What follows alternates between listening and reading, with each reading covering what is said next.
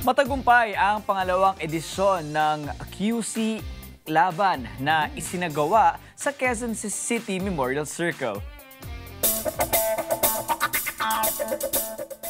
Lubos-lubos ang pagpapasalamat ni actor at politician na si Arjo Ataide dahil sa pagdumog ng maraming Pilipino sa kanyang isinagawang music show.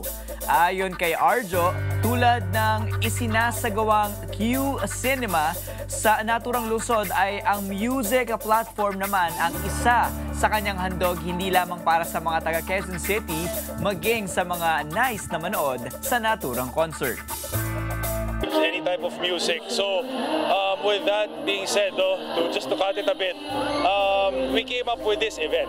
Being in the industry also, I knew that music, a festival, would be a good start, a kick-off for the youth on an annual basis. Pero sabi ko, kung walang magdadrugs, walang problema, walang tulakan. So this is all free for them, but obviously, we ask for discipline as well para maging continuous. Last year, okay po yung pinakita nila. Everyone may enjoy to yun din po yung doon din po kami nagagaling ngayon. We wanted to do it again for them, but this time for more of the youth, more children to experience it. Ilan sa nagtanghal sa naturang concert ang OPM rapper na si Aiki kasama si Binibining Beats. Ayon sa dalawa, malaking tulong ang ganitong activities sa OPM industry. Sobrang saya. Actually, kakaiba to sa lahat ng mga na-performa namin. Lalo yung crowd, sobrang hype ng crowd eh. Sobrang nakakataas ng energy talaga. Pag play pa lang ng unang music, nakakatuwa na sa dami ng mga bagong kanta na nauuso ngayon, still, yung mga kanta ko, alam pa rin nila. So, nakakatuwa. Sobrang saya. Kakaibang experience ng QC Laban 2023. One of my grandest na performance din na nakapag-perform ako dito. Sobrang laki niya.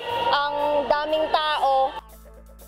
Ayon kay Arjo, magpapatuloy ang kanyang advokasya na makatulong sa OPM, gayon din ang mapaunlad pa ang kanyang mga isinasagawang proyekto sa lungsod ng Quezon City. And definitely, kaya yung Music Laban na bring up din because it's also my birthday month. So ito yung parang birthday celebration ko with the youth. And not only the youth, nandiyan si Mami, nandiyan si Daddy because the bands are to look forward to as well.